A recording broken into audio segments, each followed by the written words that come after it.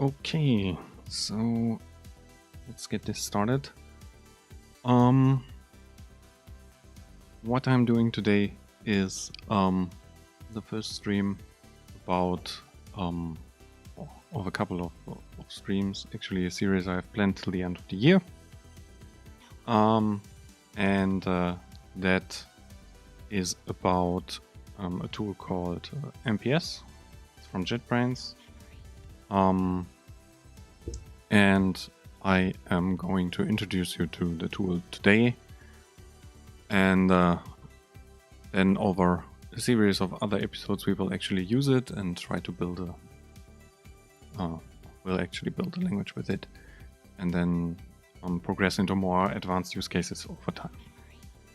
So today I'm giving you a pretty high-level overview about the tool. What can you do with it? What have others done with it? And why and where would you like to use it? And what's the sample we are going to build over the couple of weeks now?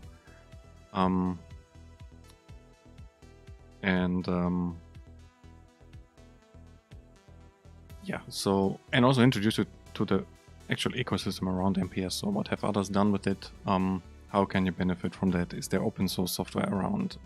Things like that. Yeah, so let's get started and take a look at the website of the tool. So as the name states, it's from JetBrains, so it's called MeterR Programming System. And it's a language workbench. So language workbench, what is that? So it's a term that Martin Fowler, I think some almost 10 years back, formed, which describes a piece of software or a suite of tools that you can use to define programming languages. And programming language in the sense of quite broad, so domain-specific languages are also included in this definition. Or actually, it's the main use case where you would actually like to use a language workbench for, is to define your own domain-specific language for the needs that you have. And it's also not only a tool, so a language workbench is not just a tool that you use to, I don't know, to define your syntax or how it looks in the text editor or a parser or compiler or whatever. It's meant to define all aspects of what you want to build. So from the actual notation, how it looks, to how do checks in this language work, how do you generate or compile it, how do you interpret it, how do you check programs for correctness, and all these different aspects integrated into one tooling that also gives you IDE support out of the box. And I think this is also one of the key features. So often people build domain-specific languages to various degrees of domain specificness. So how abstract are they? Are these technical domains or not so technical domains?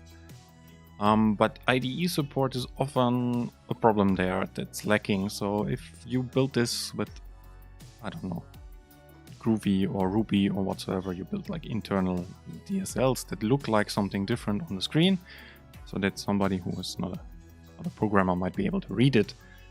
But error messages are not on the level of the domain. They are mostly awkward messages from the underlying runtime, like method not found exceptions or something like this.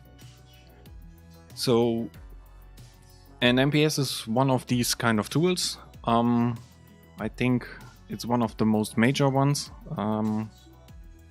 together with most probably the Eclipse World, Xtext and others, to name them.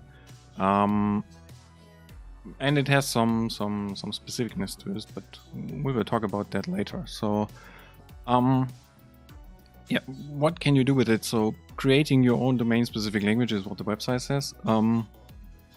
even though it's a tool from JetBrains, it's actually open source, so it's free to use and you can even extend it if you like.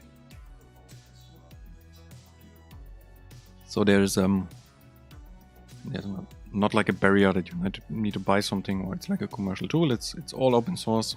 You can even see how it's implemented, take a look at it, etc. So what can you do with MPS? So you can define your own languages that can use various kinds of notations.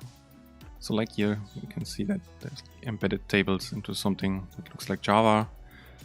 Down here is something that is mathematical expressions with various different kinds of mathematical operations and things like that. So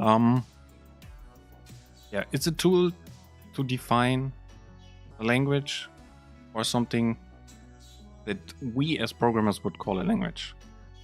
And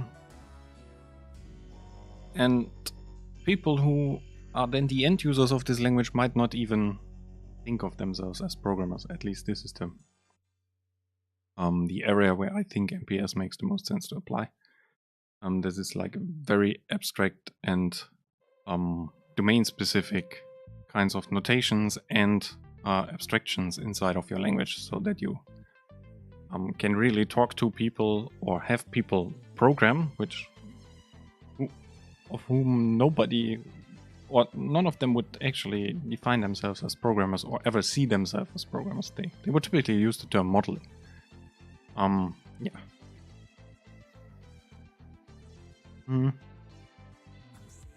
So on the website there are various examples of what you can do with it. You can also see that it gives quite rich IDE support out of the box. It all looks like a bit like IntelliJ, and that's because they share the underlying platform. So it's built on the same platform code that is used in various other JetBrains IDEs. You can see that you get also autocomplete and like context-aware kind of visible actions, which people like that are not classical programmers, because they can actually see what they can do in this in the current context, and these context actions change based on the position in the editor, basically. But you can also see there's autocomplete, so like the usual things you would expect from an IDE out of this. Yeah. So on a quite high level perspective, this is what you can do with MPS. So define your own editors, your own actual abstractions that you want to use and that you want to expose to somebody else.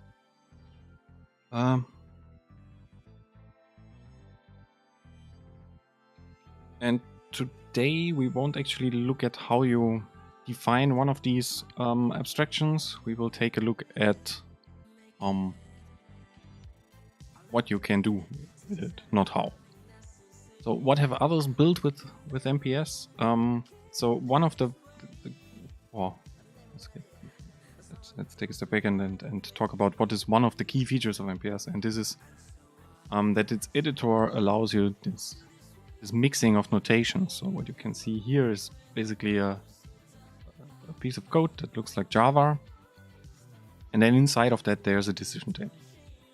So you can see that that the tool allows you to embed different notations into each other. In this case, it's textual Java-like code with a decision table. So you have 2 dimensions of decisions that are taken here on the left and then on the right, and then it calculates the result. So technically, MPS allows you to mix notations, and this is possible because it's a thing that is called projectional editing, or it's a projectional editor with a projectional editing framework built around it. And what this means in detail is that the programs that you see on the screen are not really stored as the text that you never stored as the text that you see on the screen. They are stored in a more abstract format, and then from this data structure that is stored, MPS has a specification or definition how these information should be rendered. So you can think of it while your normal Java IDE or your text editor or whatsoever, where you edit like a C file or a Java file or something like this, it simply shows what's in the file, right? So there's no it might apply some syntax highlighting or things like this, but it won't really do anything with the content of the file when it shows it to you. But from this perspective, MPS behaves quite different. So MPS is more like Word or Photoshop. So you can think of it, there's a file which stores the information. In this case, it's a program. And then there is a tool that knows how to interpret this and present it to the user. So if you, no matter with which text editor you open, like your Java file, it will always show the same content to you because it's just the content of the file. It might apply different colorings, style, syntax highlighting, and things like this, and it might even show some information about types or things like this, but it's fundamentally the same as in the file. While if you have like a Word document, if you open it with Word, you can actually see what's in there, like formatted text in different fonts, in different sizes, if it's bold or italic or something like this. And this is somehow stored in the file, but only if you know how to interpret the content of the file, it's shown to the user correctly. And MPS with this, in this regard, is a bit closer to that than to a Java editor, to a Java file IDE or something like that. And this obviously has some drawbacks. So you can't just use any editor to edit the programs. So what you need is in this case MPS that knows how to interpret it. In MPS, technically, you can customize how it's stored. So you could choose a format that you like, or that other tools can read in as well. But usually this breaks like some of the key aspects of MPS, like extensibility and things like that, because you are limiting what you can actually store in the file. So it's no longer as generic as MPS needs it to give you all the benefits it usually provides.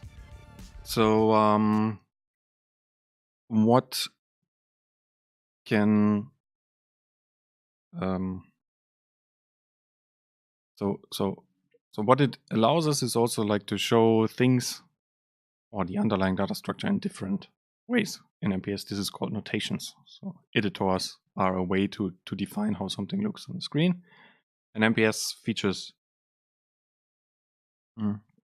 different notations for the same data.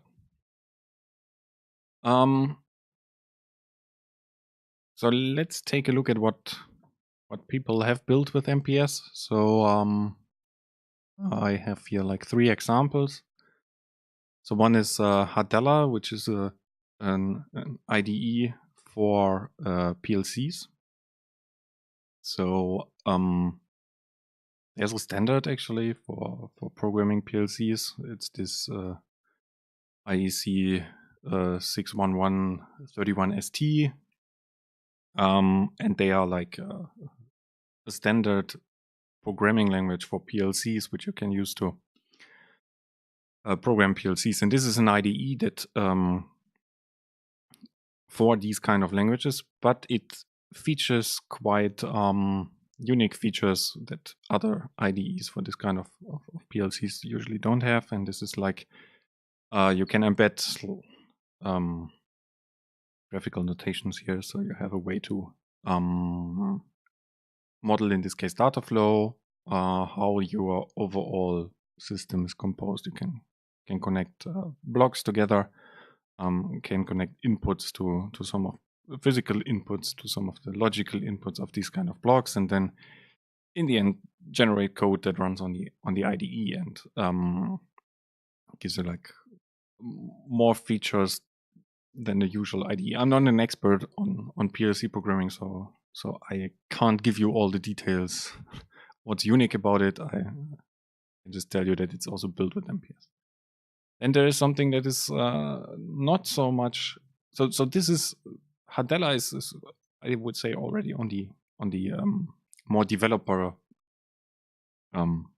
focused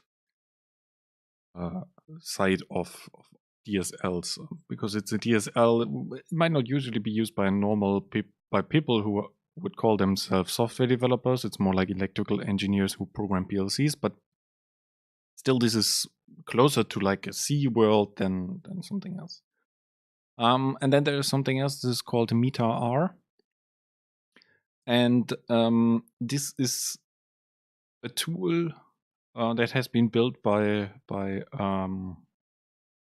a university to help biologists to analyze their data. So instead of writing Python code to pass their analysis from genome sequencing or what else, I'm not a biologist to actually tell you what the tool is doing in detail, but it's an IDE built for these kind of users. So it's meant for biologists who have no prior knowledge about R. They are not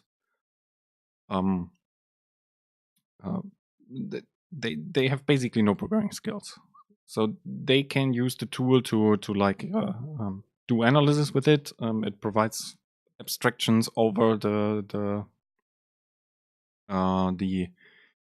so to say low level R code that you would need to write to actually analyze this data, but it's also focusing on interactively exploring your data, so you get like a preview about what you are actually generating here. In this case, I think it's generating a heat map, and then plotting it directly into the tool, so you can play around with it and get direct feedback. And this is and also provide you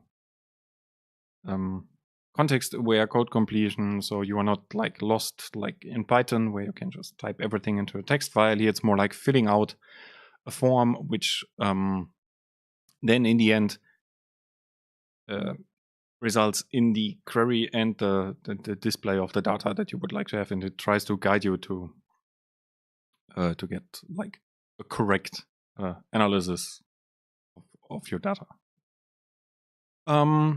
Then apart from that, there's a tool called Embedder,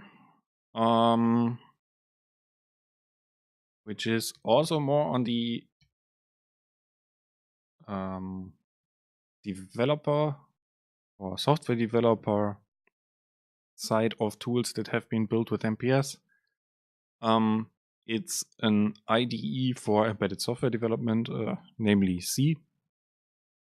So it allows you to write C code. We will use it today for some of the examples where I will show different features of MPS and how they can be utilized. Also might not be the prime example of languages that you would like to build with MPS, but I'm quite familiar with it because I worked on the team that built the tool for the last 6 years. So I'm using this to show some of the features that MPS.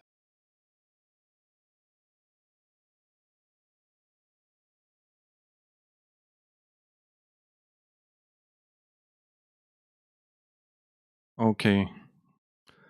Seems like my internet connection decided to die. But I hope it's now back again and working.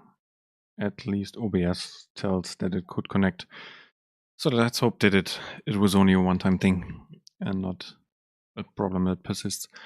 Okay, back to where we were. So I was explaining what Embedder is. So Embedder is a tool that I have worked on with it, or in the team that I have worked on for the last 6 years.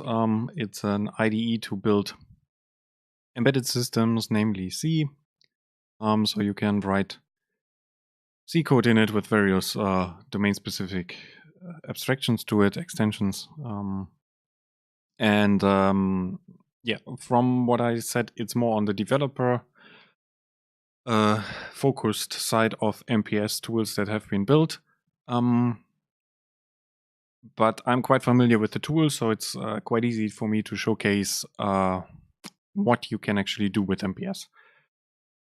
Apart from that, maybe this is now a good point in time to explain what I always mean with when I talk about more on the developer focused side of things that have been built with MPS, and why MPS might not be the first choice to build something like a Java IDE, at least in my personal opinion.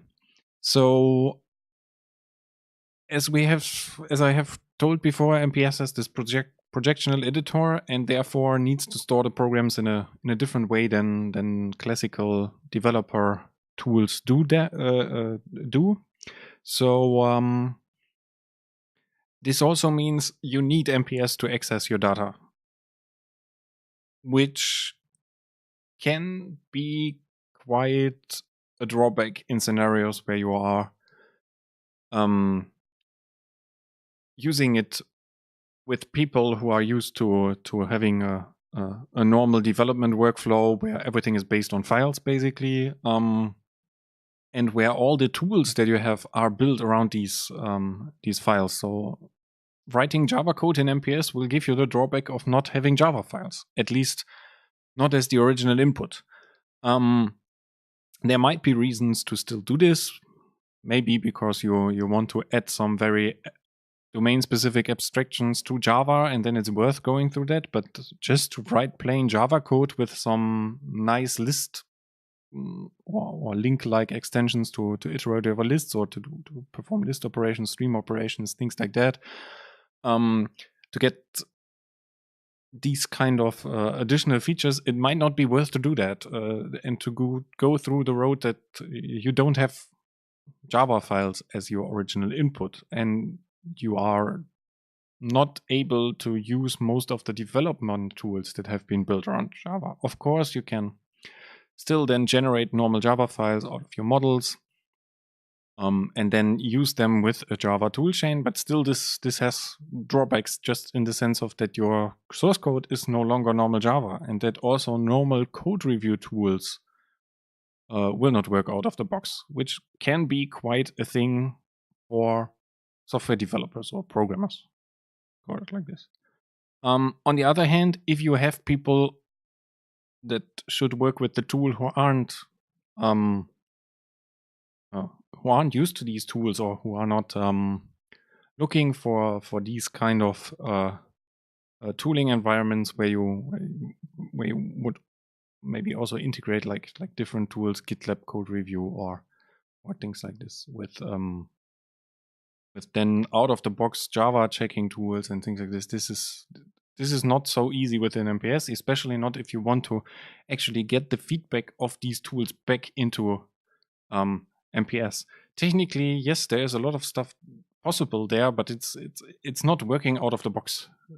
You can't just install a style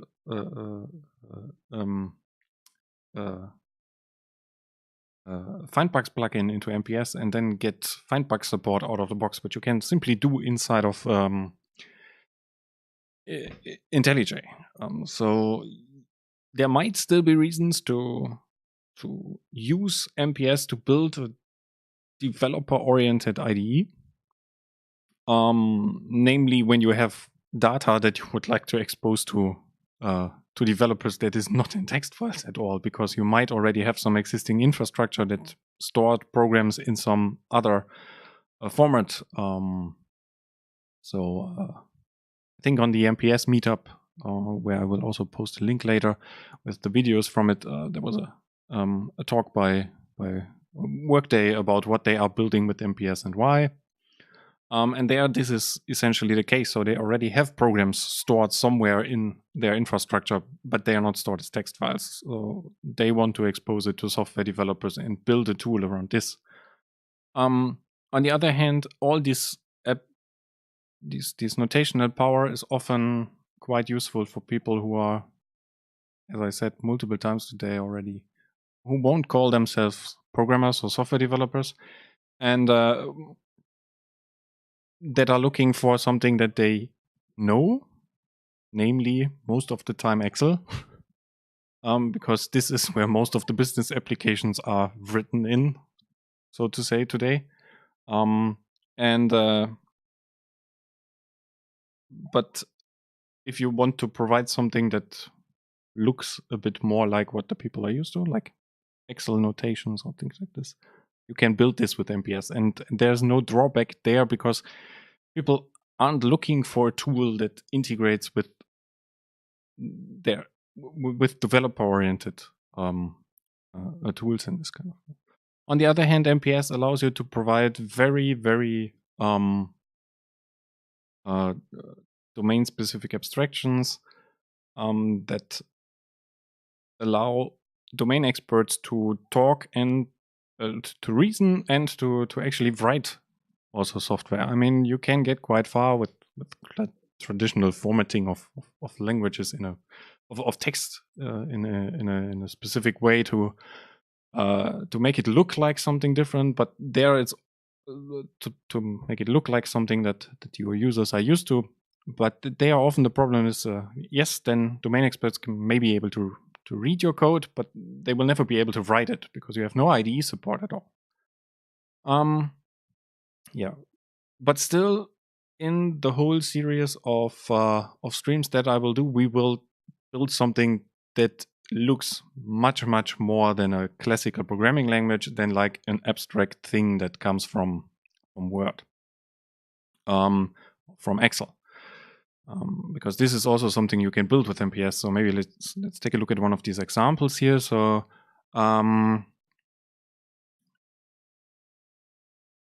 so this is also built with MPS. So this is like a requirements language where you can define high-level prose requirements with whatever text you would like to have, and you can format it, and it's more like a prose description here for requirement, and then there is like embedded some more structural content, in this case like a component description with just the definition of the interface, like it has a processing capability and the name of this component is nuller, and things like this. So this is also possible with MPS, and you can also do this in a bit more elaborate way here. So like embedding other kinds of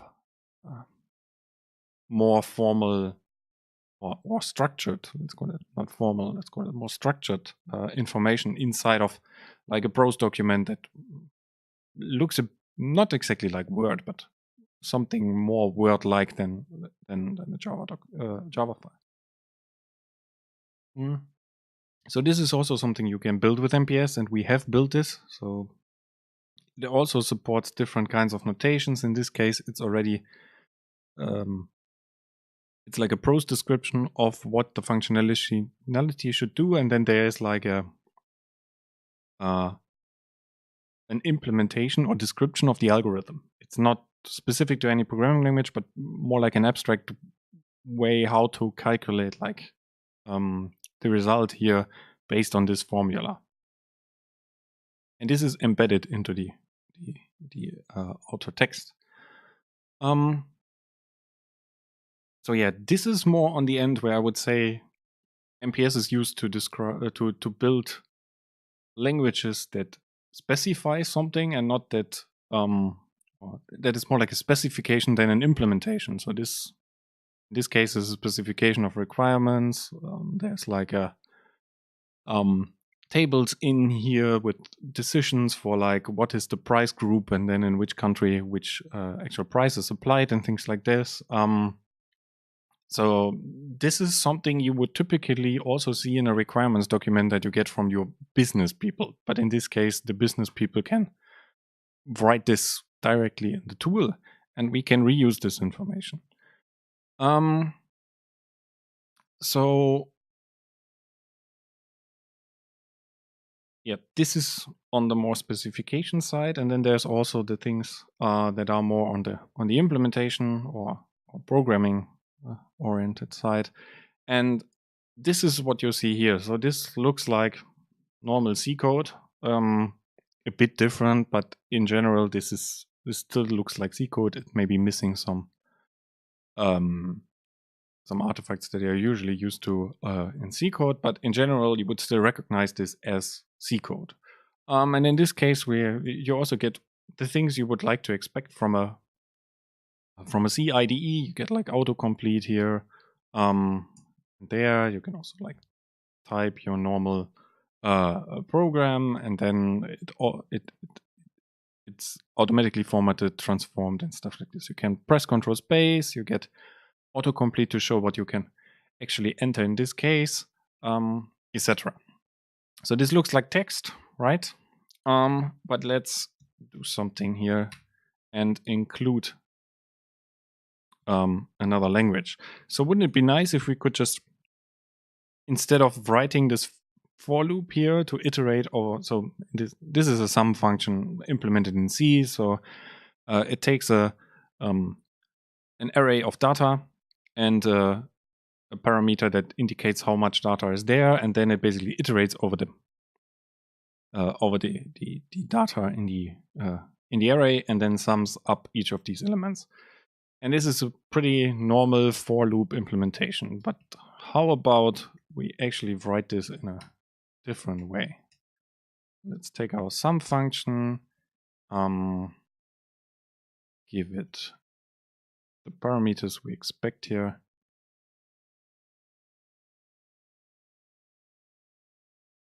This. And now, how about we add some mathematical expressions in here? So this is now something that is no longer possible with the text editor or with your normal C IDE, C Lion or CDT or whatever that is based on text. Because what I just did is I embedded a mathematical notation inside of the normal C code here. So upper should be length. Let's go here. So this is length. Then we have I, and now our body is data I in this case. Okay, we get a typing error here, but in general, what you can see here is now that we have replaced the for loop down here with a mathematical notation that is inside of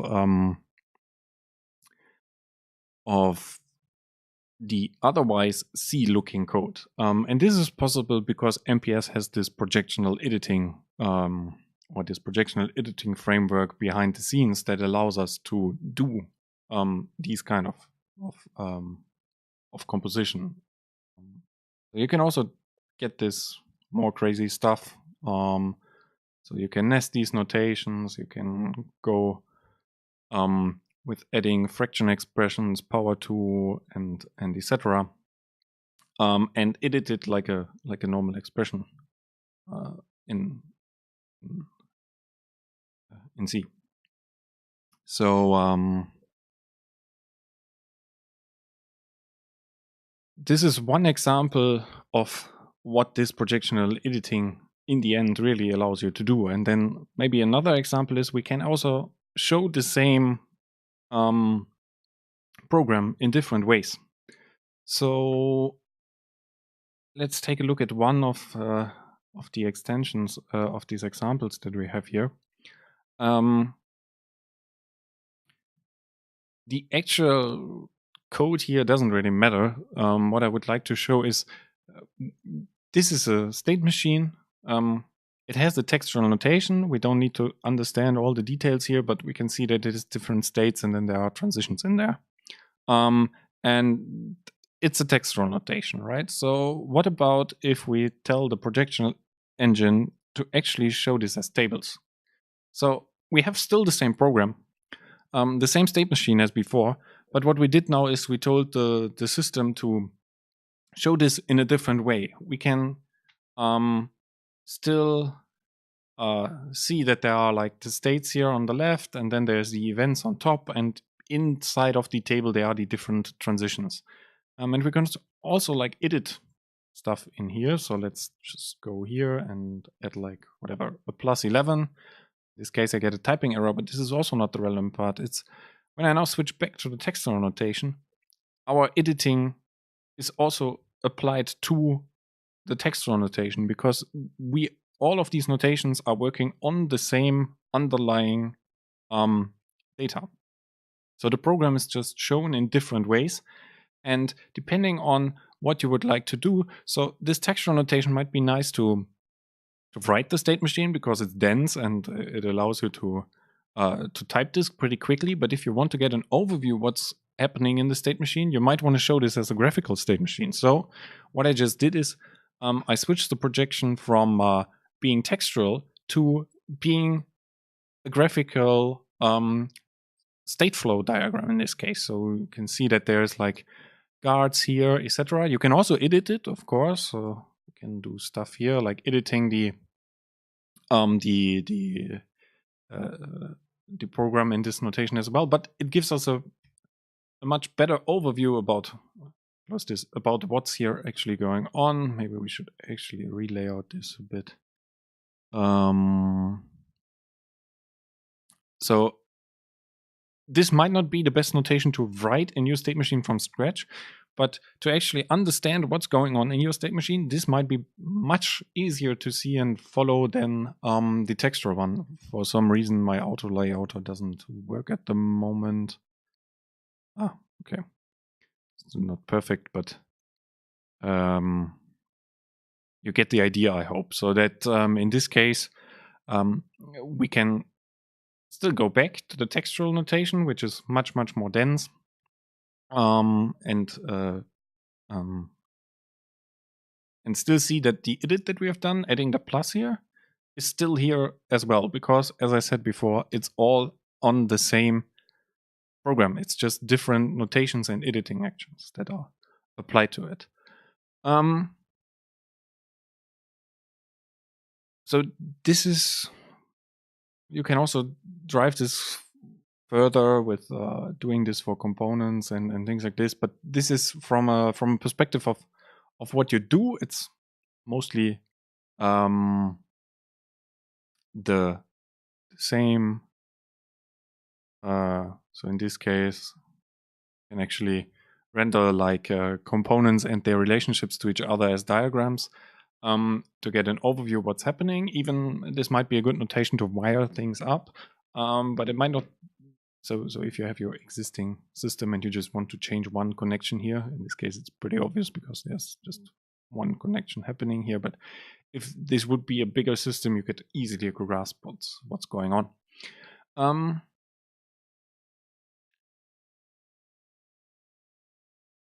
So this should give you an impression what you can do with this projectional editing and why it might be worthwhile going down that road. It also allows this kind of composition that we see here. So while all of the code here looks like C functions, but the bodies are then mathematical notations. This is also possible because of this projectional editing projectional engine behind the scenes.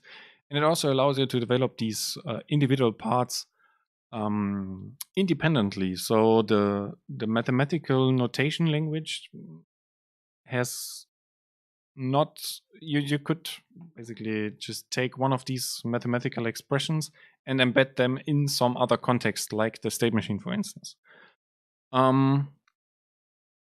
Okay. So this is that part about what have people built with MPS. There's quite other stuff that has been built with MPS as well. There's also a website that is maintained by the community. It's called MPS Thoughtworks. I post a link in the chat. So which gives you an overview about either what is what are extensions to MPS that others have been built to help you building your own languages, but also there's a build with MPS section, which is currently not that big, but it features some of the most prominent projects that have been built with MPS. So the question that I got in chat is, I said that MPS would replace plain IDE. So MPS comes into play when integrating multiple domains.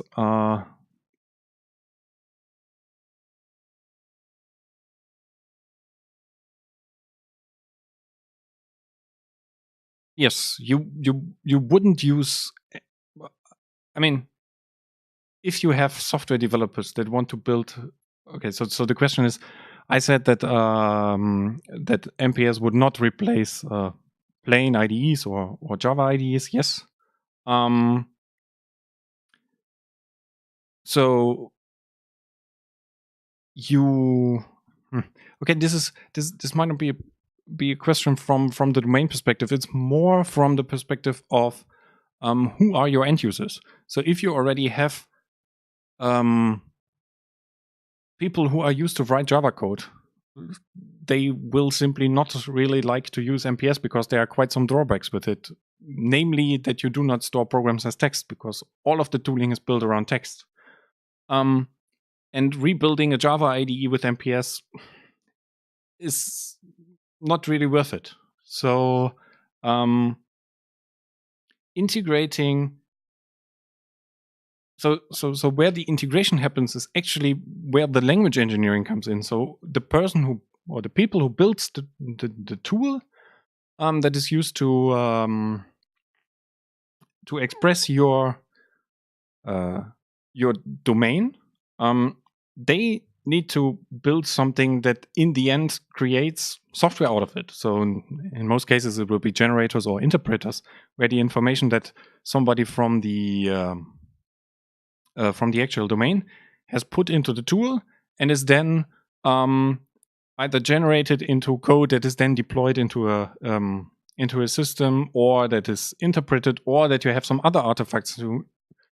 It's not necessarily that you always want to generate code from what the users write in MPS. In some cases, you just want to do analysis based on it. So, for instance, if you have a model about software product lines, for instance, where you do not model what is the actual content from a code perspective of your product lines, but you want to make sure that all the products that you instantiate from your product lines are still valid to some given constraints, you might not generate any code out of that. You just want to use it to check if your definition is correct of your products from the product line perspective, maybe.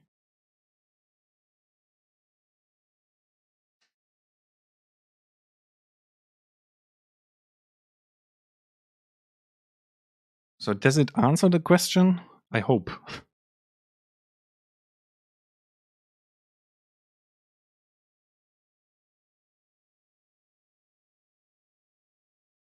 Yes. So so MPS, of course you can integrate different aspects of your domain with MPS, so that you have dedicated descriptions for different aspects of your overall domain. Likewise, for instance, there is the product line definitions that I have talked before, and then you might have other tools that look at analyzing your system for safety or security goals. And you might want to integrate at some point the definition of what products do you have with the tool that is used to analyze security and safety on the overall system, or to what we see as well at other people who are using MPS is that they want to really integrate completely different domains Like you have a description of your physical system in the sense of wires and connections. And then on the other hand side, you have a description of your software or your software to hardware interface, and you would like to align those two with each other so that you take the information from the physical model of your whatever printer or something like this, and then connect the part to it that you use to generate your that you use to describe how the software and the hardware interact with it, with each other. Yes, you could do that. You can do that as well, and people use it for both. But you can also use it within a single domain. Okay, so on the website, you can find information about what others have been built. There's things from very simple extensions like serializing something that you have on the screen in MPS to a PDF file, up to something that is called the MPS Extensions, which is various additions to MPS that help you building your own language. Which is also open source, and also like smaller languages smaller tools like to integrate plant UML with your language definition and to draw diagrams from what you have in your language here. And then there's also quite a set of resources how to learn MPS. So the first thing is there's the MPS user guide, which is directly built by JetBrains. Now I'm looking at an older version right now, so go to the latest one. User guide here. Okay, so it gives you an introduction to MPS, how you can use the various aspects of MPS, how to define your own language, etc. But it's pretty high level. It gives you a lot of information, but it's not like a complete tutorial. And then there is the fast track tutorial to MPS, which uses various small languages to introduce you to certain features of MPS. There is quite some overlap with the things we will do in the next episodes. But it doesn't cover advanced things. So it's really focusing on the basics and explaining you also the wording that is used within MPS. Then there's also a tutorial here for creating like a mind map language for MPS. And there's, I think, 2 books on MPS, also written by Fabian, who built the tool called MeterR, which we had a look at the beginning. These books are based on older versions of MPS. So currently, the current version of MPS is 2018.2. These are still based on MPS 3.3 and 3.4, if I remember correctly. So they have been written 2 years ago. But I think they are still a valid resource to, if you want to look at certain aspects of MPS and how to use them, they are quite good. They are not like a complete tutorial giving you one concrete example, which is then used to explain the different aspects of MPS. It's looking at it from the other direction. So if you know what you are looking for, this will help you giving you more information about it. So if you want to implement a type system, for instance, and you have a specific question regarding that, then these books are quite good for that. So they are more like a reference to MPS with more information than the user guide, than like a single tutorial. Then there's a book that is a bit more meta. This is written by Markus, which is a colleague of mine. It's from 2013, so it's quite a bit dated for a software book. But it's also not so much focusing on the actual implementation within MPS. Yes, there's a chapter about MPS in there, about actual implementation of MPS, implementation of a language with MPS is in there, but it's also focusing on much more broader things like why would I want to use DSLs? What are DSLs? How do you design a DSL? So what are trade-offs there? We will come to that later. So most probably next year we will take a look at these aspects as well. And then there are also some, in the last part of the book, there's also some discussion about various different kinds of DSLs and what are the use cases of them.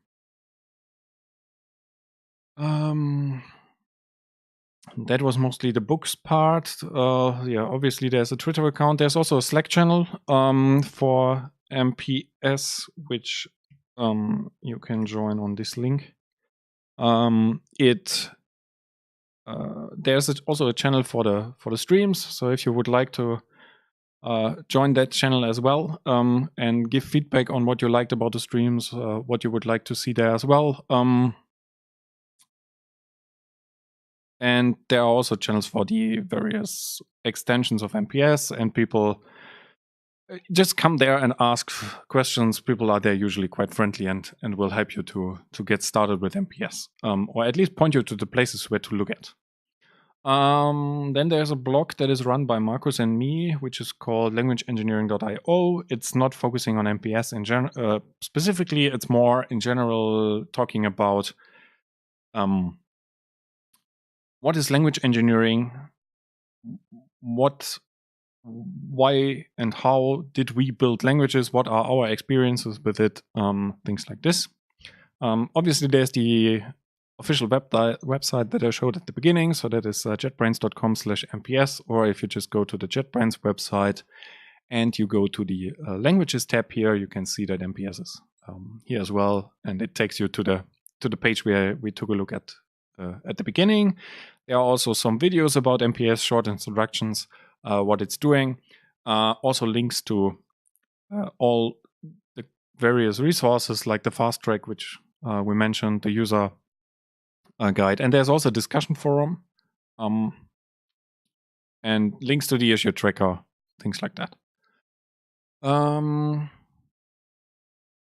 Besides the official website, there's also something called Programming Basics, which has been built by Markus, which tries to explain typical abstractions that we encounter in programming to non-programmers.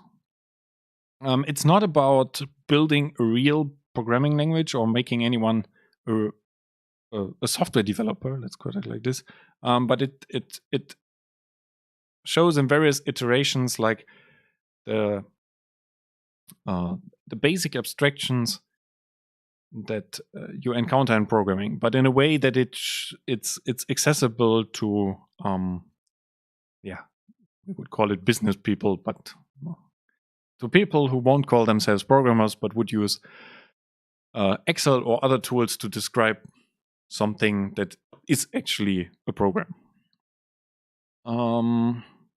And then there's a collection of papers. This is mostly incomplete. If you have, so it's just a selected list of some of the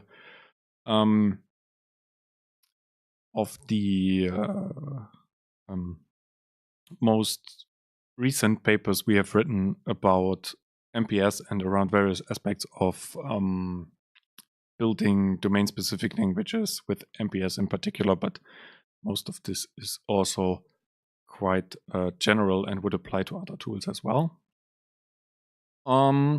If you have something that you are missing here, go to GitHub, open an issue. If you have something you would like to see there because you are developing it, also put it there, please. Which I haven't really talked about is this upper list here, except for the MPS extensions, because this is something that currently only makes sense for you to look at if you are already doing something with MPS. These are things that help you to use MPS, and these are not things that have been built with MPS and demo the tool itself. So for today, I think this is what I wanted to show. So I don't want to go into the details how you actually build a language in MPS. I will do this on Thursday, where we will actually start building, or we will set up a small project. We will take a look at what MPS, how a definition of a language looks like in MPS, what are the different aspects of it, what are they used for. And we will also start setting up our first project, and I will give you an overview about what we would like to build until Christmas. Yeah, I think that's it, what I had prepared for today. If you are interested in the overall idea where this is heading, I have written a blog post with a plan about the individual episodes and their content. So I will post this here as well. Oh, wait. Like this. For some reason, Twitch thinks the link is not clickable because there's an ad in there. Anyway, I guess you just have to copy the link into your browser then. So yeah, so the plan for the next episode on the 8th of November is that we take a look at the different aspects of a language in MPS. I will explain what these different aspects are used for with small examples. And then the week afterwards, we will actually start building our first language, setting up the project, taking a look at how you create concepts, etc. Next time is still not much of implementation, but it's more like a demo of what aspects are there in MPS, how do you use them, and things like this. So that's it for today.